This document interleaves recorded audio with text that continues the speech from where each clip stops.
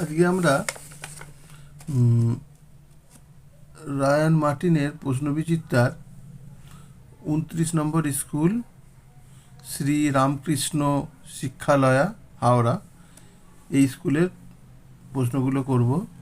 একের দাগের দেখো সঠিক উত্তরটি নির্বাচন করো। বলা হয়েছে কি একের দাগের একটা দেখো X% বার্ষিক সরল সুদের হারে কোনো মূলধনের X বছরের X টাকা হলে সুদটা X টাকা হলে মূলধনের পরিমাণ কত হবে। এটা খুব ইজি অঙ্ক, দেখে নাও। তোমার একের দাগের একটা দেখো আর এর মান কত X%, টি এর মান, সময়টাও দেওয়া আছে X বছর, সুদটাও দেওয়া আছে X টাকা, মূলধনটা আছে পি ধরে নিয়েছি। তাহলে আমার সুদের সূত্র কি I সমান PR/T/100, আর এর জায়গায় এক্স, পি ইন্টু আর এর জায়গায় এক্স ইন্টু টি এর জায়গায় এক্স বাই 100, পি এক্স সমান 100। অতএব এখান থেকে আমরা পেয়েছি পি সমান 100/x। এটা সঠিক উত্তরটা সি এরটা। এই প্রশ্নটা হচ্ছে 100/x, এটা হচ্ছে সঠিক উত্তর, 100/x টাকা। দুইয়ের দাগেরটা দেখো বার্ষিক একই সুদের হারে চক্রবৃদ্ধি সুদ ও সরল সুদ সমান হবে। ঠিক আছে, কত বছরে সমান হবে এটা বলতে চাইছে। বার্ষিক একই সুদের হারে চক্রবৃদ্ধি সুদ ও সরল সুদ কত বছরে সমান হবে সেটা দেখে নাও। দুইয়ের দাগের যেটা করেছে চক্রবৃদ্ধি সুদ আমরা কি জানি, সূত্রটা পি ইন্টু 1+r/100^n-p। আচ্ছা, পিটা মনে রাখবে, এটা হচ্ছে মূলধন মানে আসলটা, সরি এটা আসল, আর আর হচ্ছে সুদের হার, এন হচ্ছে সময়টা ক বছর, মাইনাস পি দেওয়া হচ্ছে, পিটা সুদ আসল থেকে সুদ আসলটা বাদ দিলে এই চক্রবৃদ্ধি সুদটা বেরিয়ে যাবে। এগুলো তোমরা একটু আগে লিখে দেবে যে আসল পি, সুদের হার R%, সময়টা N বছর, এটা লিখে দিও। এবার হচ্ছে সরল সুদটা কত হচ্ছে, সরল সুদটাও একই PR/T/100, টি বলতে এখানে N, PRN/100, সময়টা কত নিয়েছি N, ওই জন্য আমরা PRN/100 লিখছি। ঠিক আছে, এবার বলেছি কি চক্রবৃদ্ধি সুদ আর সরল সুদ দুটো সমান হবে। তাহলে আমার দেখো এখানে চক্রবৃদ্ধি সুদ প্রশ্ন অনুসারে যেটা বলা ছিল কি যে চক্রবৃদ্ধি সুদ আর সরল সুদ দুটো সমান হবে, এই দুটো সমান করে দিয়েছি। সমান করে দিতে এখান থেকে পি কমন নেওয়া হয়েছে, 1+r/100^n-1 সমান, এটা ওখানে নিয়ে PRN/100, এখান থেকে উভয় পক্ষ থেকে পি কেটে গেছে, দেখে নাও। তাহলে এটা উপরে পড়ে রইল 100+r/100^n সমান, এটা হচ্ছে সমান 1, এই 1টা এই পাশে নিয়ে চলে এসো, 1+rn/100।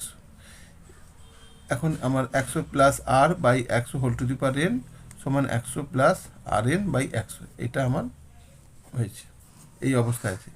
এখন দেখো এই n এর মান যখন 1 হবে, n এর মান যদি 1 হয় তখন কি হচ্ছে দেখো, এই রাশিটা আর এই রাশিটা সমান হয়ে যাচ্ছে।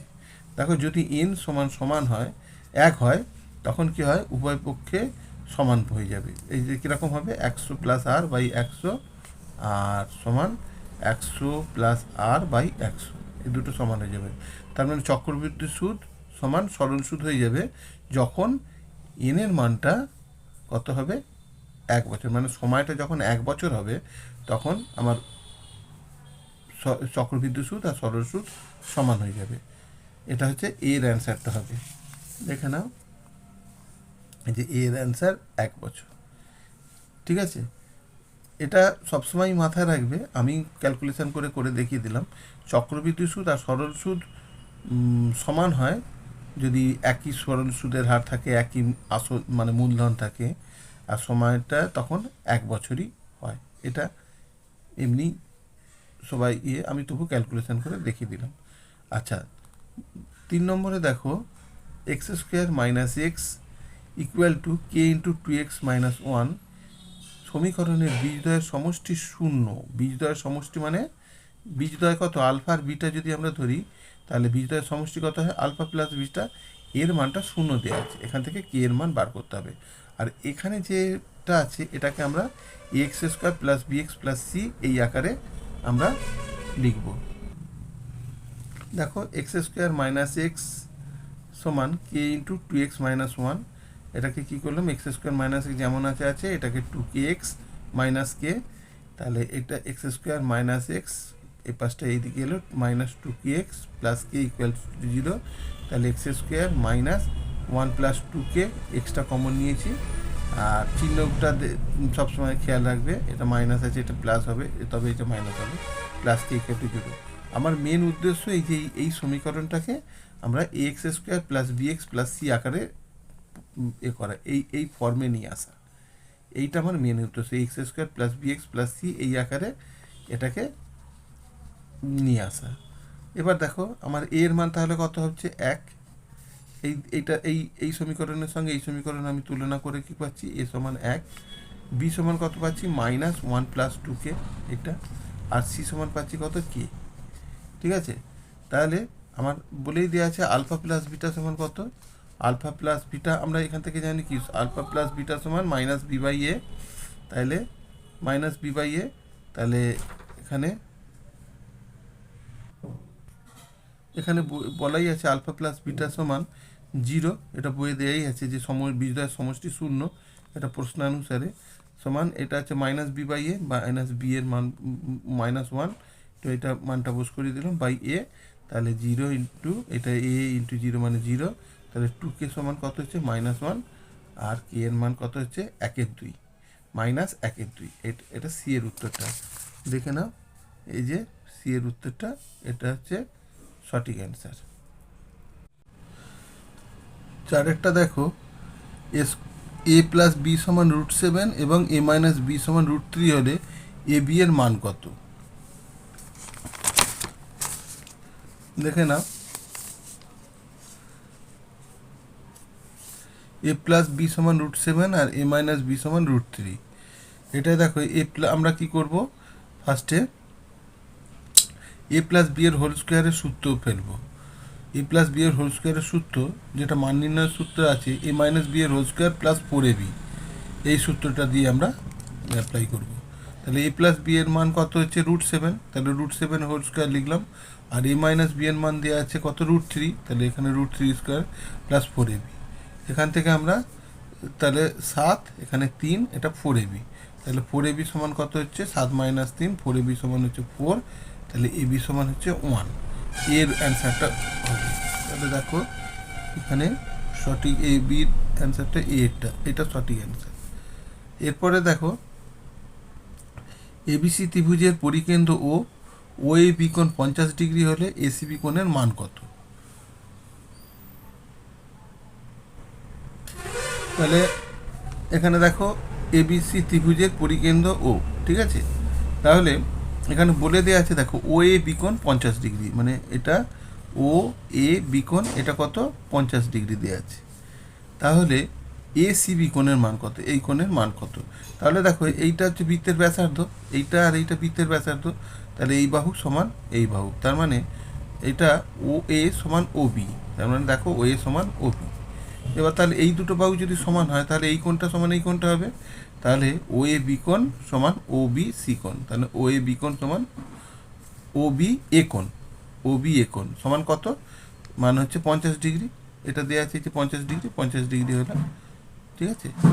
এরপর তাহলে আমার এ ও বি কোণের মান কী করে বার করব, এ ও বি কোণের মান হচ্ছে একটা ত্রিভুজের 3টে কোণের মান 180 ডিগ্রি, তা থেকে এই 50 50 100 বাদ দিয়ে দিলে এসে যাবে এটা 80 ডিগ্রি। দেখে নাও এ ও বি কোণ সমান কত 180, তা থেকে 2 × 50 বাদ দিয়ে দিলাম, তাহলে কত হচ্ছে 80 ডিগ্রি। তাহলে এইটা যদি আমার 80 ডিগ্রি হয়ে গেল, তাহলে এই কোণটা কত হবে, আমরা জানি কি বৃত্তস্থ কোণ কেন্দ্রস্থ কোণের অর্ধেক হয়, তার মানে এই কোণটা হবে 80-র অর্ধেক মানে 40, তাই তো। এই কারণে দেখো আমি লিখেছি এসিবি কোণ সমান এসিবি কোণ সমান হাফ অফ এই যে 80 ডিগ্রি, এই 80 ডিগ্রির অর্ধেক, হ্যাঁ, তার মানে 40 ডিগ্রি। এটা হচ্ছে ডি এর অ্যান্সারটা। সঠিক উত্তরটা দেখে নাও, এই যে ডি এর এই অ্যান্সারটা হচ্ছে সঠিক অ্যান্সার। এরপর দেখো ছয়েরটা দেখো, অর্ধবৃত্ত অপেক্ষা বৃহত্তর বৃত্তাংশ কোণ একটি সূক্ষ্মকোণ, স্থূলকোণ, প্রবৃত্ত কোণ, সমকোণ। এখানে এখানে অর্ধবৃত্ত কোণ মানে একটা অর্ধবৃত্ত কোণ মানে এটা 90 ডিগ্রি হয়। এই যে অর্ধবৃত্ত কোণ 90 ডিগ্রি, আর সেই কারণে বৃহত্তর বৃত্তাংশের যে কোণটা সর্বদা 90 ডিগ্রির কম হবে, অর্থাৎ সেটা কত হবে, মানে 0 থেকে 90 ডিগ্রির মধ্যে হবে। অর্ধবৃত্ত কোণটারই তো ম্যাক্সিমাম মান কত, 90 ডিগ্রি। তার মানে এর যে বৃত্তাংশে যদি যে কোণটা হবে সেটা সব থেকে বড় কোণ 90 ডিগ্রির থেকে ম্যাক্সিমাম 89 ডিগ্রি হবে। তার মানে 90 ডিগ্রির কম হবে, মানে যেটা সূক্ষ্মকোণ, মানে 0 থেকে 90 ডিগ্রির মধ্যে হলে সেটা আমরা সূক্ষ্মকোণ বলি। সেই হিসাবে আমার অ্যান্সারটা, এর অ্যান্সারটা হবে। দেখো এখানের অ্যান্সারটা কোনটা, দেখে নাও, এর অ্যান্সারটা। ঠিক আছে,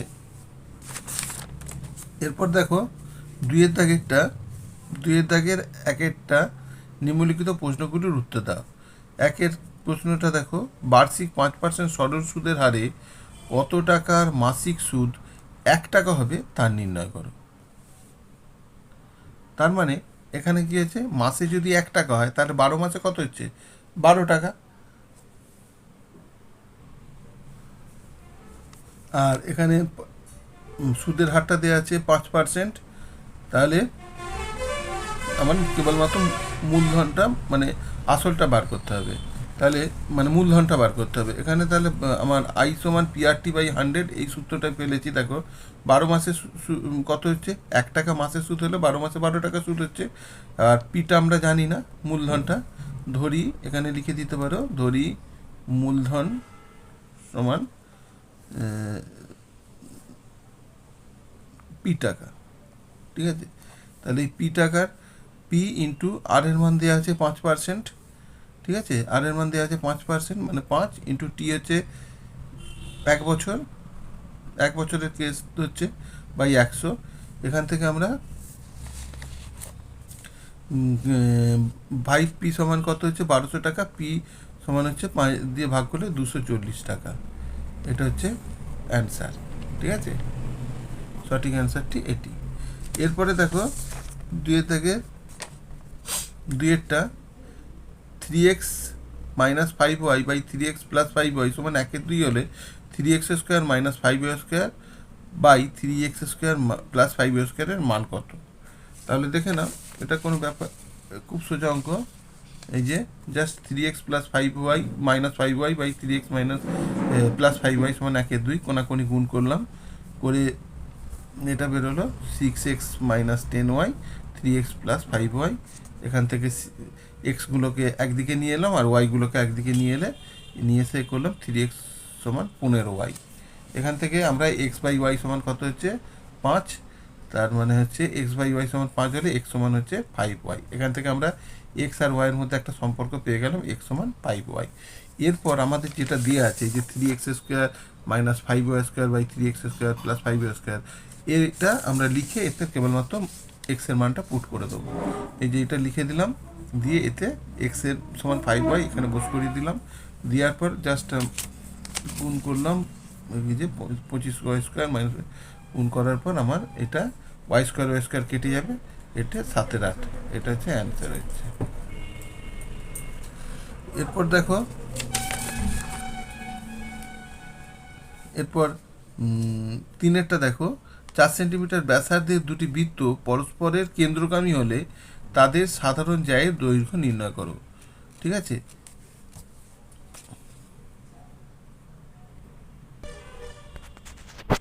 তাহলে দেখে নাও, এই একটা বৃত্ত, হ্যাঁ, যার কেন্দ্র পি।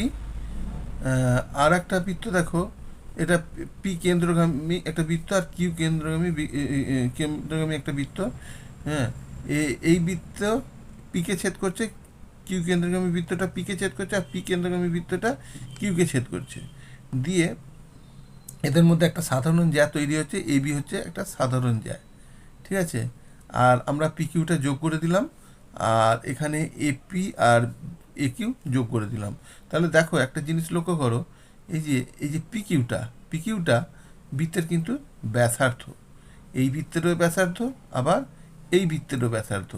তার মানে পিকিউ এর মান কত হচ্ছে 4 সেন্টিমিটার, যেটা দেওয়া আছে ব্যাসার্ধটা দেওয়া আছে, তোমার দেখে নাও এখানে ব্যাসার্ধটা 4 সেন্টিমিটার ব্যাসার্ধ দেওয়া আছে। তাহলে আমার তাহলে 4 সেন্টিমিটার ব্যাসার্ধ পেয়ে গেল। আবার দেখো এপি, এপিটা কি, এই যে পি কেন্দ্রগামী বৃত্তের এটা একটা ব্যাসার্ধ, তাহলে এটাও কত, এপি সমান কত 4 সেন্টিমিটার, এটাও কিন্তু একটা ব্যাসার্ধ। আবার দেখো এ কিউ, এ কিউটা কি না, এ কিউটা হচ্ছে কিউ কেন্দ্রগামী বৃত্তের একটা ব্যাসার্ধ, তাহলে এ কিউটা কি, এ কিউটা হচ্ছে 4 সেন্টিমিটার।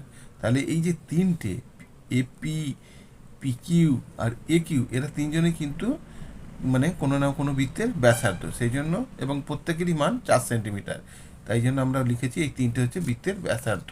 তাহলে আমরা কি লিখতে পারি, এটা একটা ত্রিভুজ আমরা দেখতে পাচ্ছি, ত্রিভুজের তিনটে বাহু সমান, এপি সমান পি কিউ সমান এ কিউ, তাহলে এ পি কিউ ত্রিভুজটা কি সমবাহু ত্রিভুজ, যার তিনটে বাহু সমান তাকে কি ত্রিভুজ বলবো, তাকে বলবো সমবাহু ত্রিভুজ।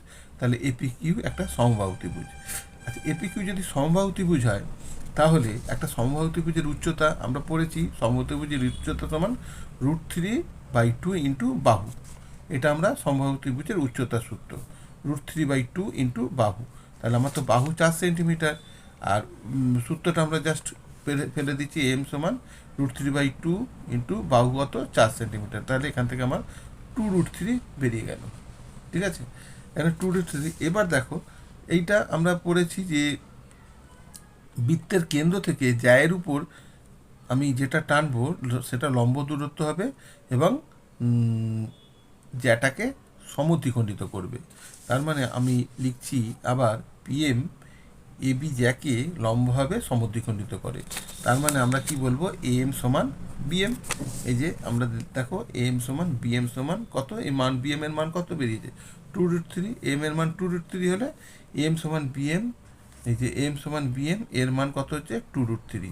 তাহলে এবি সমান কত হবে, তাহলে এই যে এবি সমান হবে কি এম প্লাস বিএম, তাহলে এবি সমান হচ্ছে, দেখে নাও এবি সমান হচ্ছে এম প্লাস বিএম, মানে 2√3 প্লাস √3 হলো 4√3, এটা হচ্ছে অ্যান্সার। ঠিক আছে, এটা খুব সুন্দর একটা ভালো অঙ্ক। ঠিক আছে, এটা করবে। এরপর দেখো পাঁচেরটা দেখো, পাঁচেরটার বলছি চারেরটা দেখো, ও কেন্দ্রীয় বৃত্তে এওবি ব্যাস এবং সি বৃত্তের উপর একটা বিন্দু, ওবিসি কোণ যদি 60 ডিগ্রি হয়, তাহলে ও সি এ কোণের মান কত। তাহলে দেখে নাও, তোমাকে ও কেন্দ্রীয় বৃত্তের, হ্যাঁ, ওবিসি কোণ কত বলে দিয়েছে, ও বিসি কোণ এটা 60 ডিগ্রি বলেই দেওয়া আছে, ওবিসি কোণ কত 60 ডিগ্রি বলে দেওয়া আছে, আর এ বিটা হচ্ছে ব্যাস, আর তাহলে আমাকে বার করতে হবে ও সি এ কোণ, ও সি এ কোণ, এই কোণটা আমাকে বার করতে হবে। তাহলে দেখো এবি যেহেতু ব্যাস বলেই দেওয়া আছে, তাহলে এটা কি এ সি বি কোণ একটা অর্ধবৃত্তস্থ কোণ, সেই অর্ধবৃত্তস্থ কোণের পুরো কোণের মান কত, এই পুরো কোণটার মান হচ্ছে 90 ডিগ্রি। তাহলে এসিবি কোণ সমান কত 90 ডিগ্রি, কেন না এটা একটা অর্ধবৃত্তস্থ কোণ। আবার দেখো এই বাহুটা সমান এই বাহুটা, কেন না এরা বৃত্তের ব্যাসার্ধ, ওবি সমান কি ওসি, এটা বৃত্তের ব্যাসার্ধ, তাহলে ওবি সমান ওসি যেহেতু বৃত্তের ব্যাসার্ধ, তাহলে কি হবে, যেহেতু ব্যাসার্ধ তাহলে এই কোণটা সমান এই কোণটা হবে, এই বাহু সমান এই বাহু হলে তাহলে এই কোণ সমান এই কোণ হবে, মানে এইটা 60 ডিগ্রি হলে এইটার কত মান কত হবে, এটাও 60 ডিগ্রি হবে। সেই জন্য আমরা কি লিখছি, ও বি সি কোণ সমান ও সি বি কোণ সমান 60 ডিগ্রি, তাই জন্য লিখছি ও বি সি কোণ সমান ও সি বি কোণ সমান 60 ডিগ্রি। তাহলে এইটা তাহলে আমার 60 ডিগ্রি বেরিয়ে গেল, পুরো কোণটার মান কত 90 ডিগ্রি, তাহলে ও সি এ কোণের মান কত, ও সি এ কোণের মান হচ্ছে 90 থেকে 60 বিয়োগ করলে এটা হয়ে যাবে 30 ডিগ্রি। দেখো ও সি বি কোণ সমান কত, ও সি বি কোণ নয়, এটা ও সি এ কোণ, ঠিক আছে, ও সি এ কোণ সমান কত 90 বিযুক্ত 60 ডিগ্রি সমান 30 ডিগ্রি, এটা হচ্ছে অ্যান্সার। তাহলে পাঁচেরটা দেখো, একটি ঘনকের সমগ্রতলের ক্ষেত্রফল ও আয়তনের সাংখ্যমান সমান হয়, তাহলে বাহুর দৈর্ঘ্য নির্ণয় করো। তাহলে ধরি ঘনকের প্রত্যেকটি বাহুর দৈর্ঘ্য এ একক, ঠিক আছে, তাহলে প্রশ্নানুসারে আমরা কি বলেছে, প্রশ্নানুসারে বলেছে ঘনকের সমগ্র তলের ক্ষেত্রফল আর ঘনকের আয়তন দুটো সমান। তাহলে 6a² সমান কি a³ এখান থেকে আমার কি বেরোবে, স্কোয়ার আর এ স্কোয়ার কেটে গিয়ে এর পড়ে থাকবে, তাহলে a সমান 6। তাহলে ঘনকের বাহুর দৈর্ঘ্য কত হবে, 6 একক। এটাই হচ্ছে তোমার অ্যান্সার।